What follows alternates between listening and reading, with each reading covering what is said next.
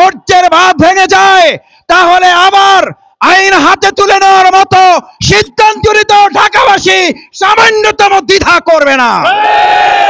যারা bomb bast করে, যারা বোমারণ ঘটিয়ে এখান থেকে পালিয়ে যাচ্ছে, তাদেরকে কেন গ্রেপ্তার করা যাচ্ছে না?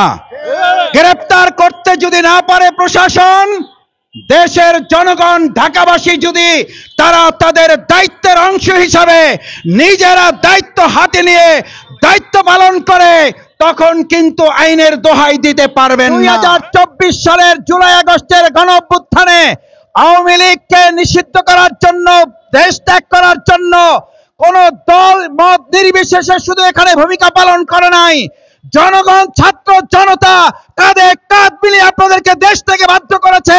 সেই জনগণ এখনো বেঁচে আছে, সজাগ সচেতন আছে। এক সেকেন্ডের জন্য আপনাদেরকে দাঁড়াতে দেওয়া হবে না। ভুল করবেন আপনারা।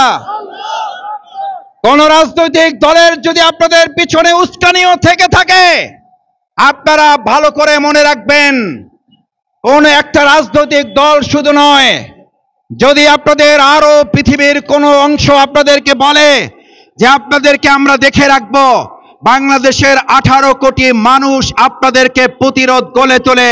বিগত কয়েকদিনে যেভাবে আপনাদেরকে গণধোলাইয়ের মুখে ফেলানো হয়েছে, আপনাদেরকে প্রত্যেক জায়গায় ধরে ধরে শুধুমাত্র প্রশাসন না, জনগণ কাঁধে কাঁধ মিলিয়ে আপনাদেরকে প্রতিরোধ করতে বাধ্য হবে। সুতরাং জনগণের প্রতিরোধের মুখে আপনারা পড়বেন, এই আশঙ্কা শুধু নয়, ভবিষ্যতে আপনাদেরকে বাংলাদেশের আগামী দিনের অগ্রগতি উন্নতির প্রশ্নে আর কোনো ছাড় দেওয়া হবে না। নিষিদ্ধ আছেন, নিষিদ্ধ থাকেন। আপনাদের নেত্রী পলাতক আছে, পলাতক থাকেন।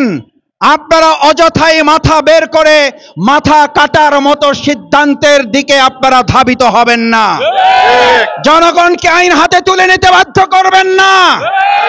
প্রশাসনের কাছে অনুরোধ করতে চাই, জনগণ যদি তাদের 2024-এর জুলাই আগস্টের মতো আবার ধৈর্যের বাঁধ ভেঙে যায়, তাহলে আবার আইন হাতে তুলে নেওয়ার মতো সিদ্ধান্ত নিতে ঢাকাবাসী সামান্যতম দ্বিধা করবে না। সুতরাং প্রশাসনে যারা আছেন, বাংলাদেশ জামাত ইসলামী, ইসলামী ছাত্র শিবির ন্যায়সঙ্গত দাবি আদায়ের জন্য আমরা কর্মসূচি ঘোষণা করা ছাড়াই এই পল্টনকে আমরা যুদ্ধ অবস্থা করে দেখেছি, এটাকে যুদ্ধের ময়দান হিসাবে দেখেছি।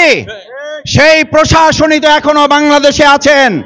তাহলে আমরা কেন পল্টনের এই ফ্লাইওভারের নিচে যারা বোম বাস্ট করে, যারা বোমা বিস্ফোরণ ঘটিয়ে এখান থেকে পালিয়ে যাচ্ছে, তাদেরকে কেন গ্রেপ্তার করা যাচ্ছে না?